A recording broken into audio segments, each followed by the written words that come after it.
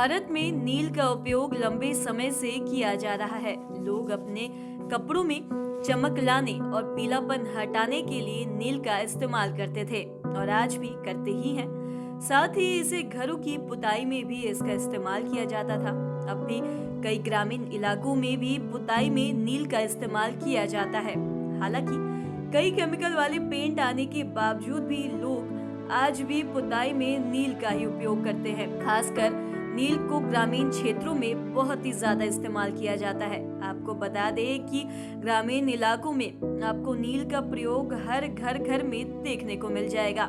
ऐसे में इसकी मांग आज भी बहुत ज्यादा है।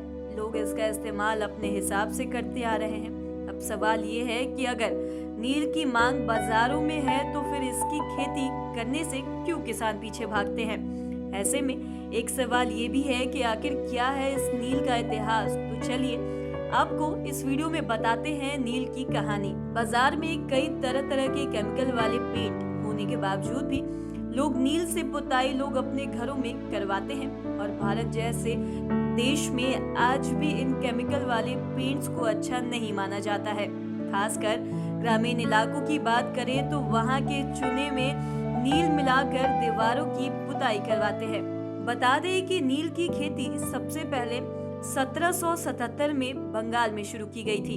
यूरोप में नील की अच्छी मांग के कारण यह आर्थिक रूप से लाभकारी था, लेकिन फिर भी किसान इसकी खेती अपने जमीनों में नहीं करना चाहते थे। वह इसलिए क्योंकि नील की खेती जिस भी जमीन में की जाती थी वह जमीन बंजर हो जाता था, मतलब कि फिर उस जमीन का कोई काम नहीं होता था। ऐसे में किसानों को काफी ज्यादा नुकसान उठाना पड़ता था। वहीं यूरोप में नील की मांग अधिक होने के कारण अंग्रेजों के लिए यह फायदे का सौदा था, जिस वजह से वो भारत में नील की खेती मनमानी ढंग से करवा रहे थे और उसे अपने देश ले जा रहे थे, यानी कि वह भारत में होने वाली नील को विदेश ले जा रहे थे। ऐसे में नील की खेती कर रहे किसानों की हालत बद से बदतर होती जा रही थी।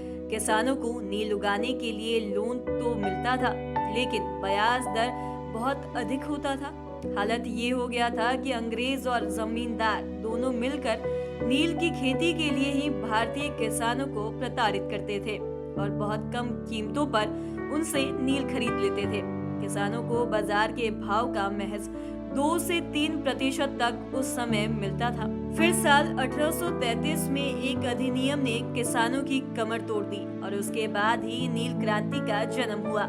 अपने प्रति हो रहे इस उत्पीड़न को समाप्त करने के लिए बंगाल के किसानों ने इसके खिलाफ खूब आवाज उठाई। सबसे पहले 1859 से 60 में बंगाल के किसानों ने इसके विरुद्ध आवाज भी उठाई थी। तो फिलहाल इस वीडियो में इतना ही। अगर आपने अब तक हमारे चैनल को सब्सक्राइब नहीं किया तो तुरंत कर ले। साथ ही हमारे फेसबुक पेज को लाइक करें। धन्यवाद।